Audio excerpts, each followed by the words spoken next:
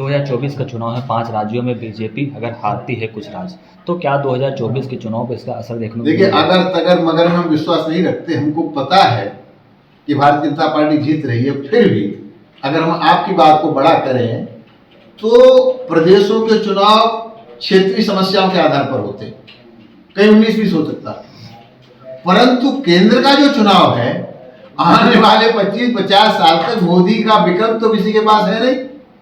और जितने भी विपक्षी महागठबंधन के लोग हैं उनके पास केवल एक ही एजेंडा है, मोदी हटाओ। ये नहीं कह रहे किसको लाओ, जरा उसका नाम तो बताओ, किसको लाना चाहते हो। मोदी को हटाओ तो क्यों हटाओ? क्योंकि मोदी उन सब लोगों को जेल में भेजने वाले हैं जिन लोगों ने भ्रष्टाचार किया, जिन लोगों ने क्राइम किया, देश को लूटा है, जनता को लूटा। इसलिए सब लुटेरे इकट्ठे हो गए और सब लुटेरे इकट्ठे होकर एक ही महामंत्र कि मोदी को हटाओ। पर इनकी मां ने इतना दूध नहीं पिलाया कि ये कह सके मोदी को हटा के इसको लेके आओ। किसी को तो बताओ किसको लेके आओ, किसी का नाम तो बताओ। लेकिन किसी का नाम बताने के लिए तैयार नहीं है, केवल मोदी को हटाओ। तो जनता बहुत समझदार है, आने वाले चुनाव में सूझबूझ से काम लेगी और मोदी जी को भारी बहुमत से सरकार बनाने के लिए केंद्र में भेजेगी। जब आदमी राजनीति में होता है तो कुछ तो बोलता ही है। किसान बिल्ली खम्मा नोचती है।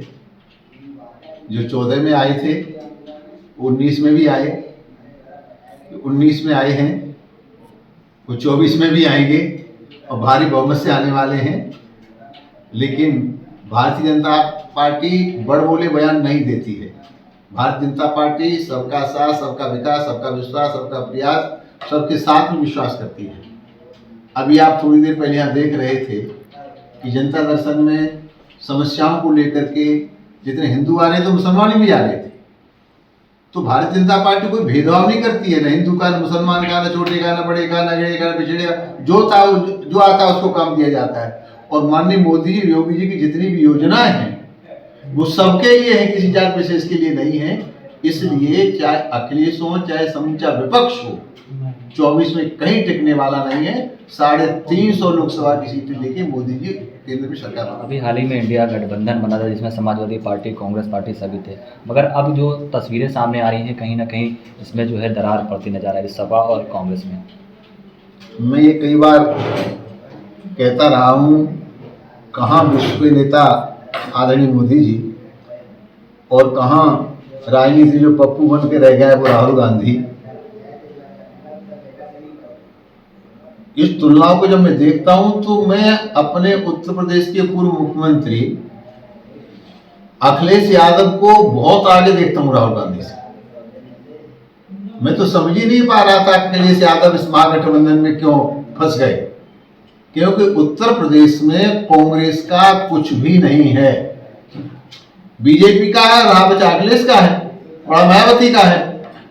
लेकिन मुझे पूरा विश्वास था कि आते आते ये गठबंधन तार तार हो जाएगा, पर शुरुआत कांग्रेस ने कर दी, कमलनाथ ने कर दी। जो समाजवादी पार्टी का अपमान किया है यहाँ के प्रदेश अध्यक्ष यूपी वाले ने भी, उसके आधार पर मुझे नहीं लगता है गठबंधन। 5 राज्यों में चुनाव है, तारीखों का ऐलान भी हो गया है।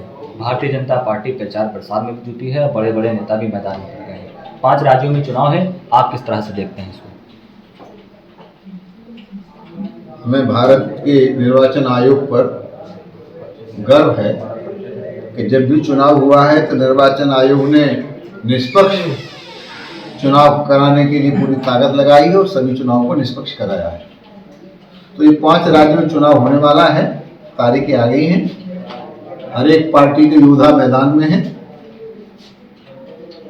चुनाव का परिणाम गर्भ में है, लेकिन मेरा मानना है कि अधिकांश प्रदेशों में भारतीय जनता पार्टी भारी बहुमत से जीत करके सरकार बनाएगी।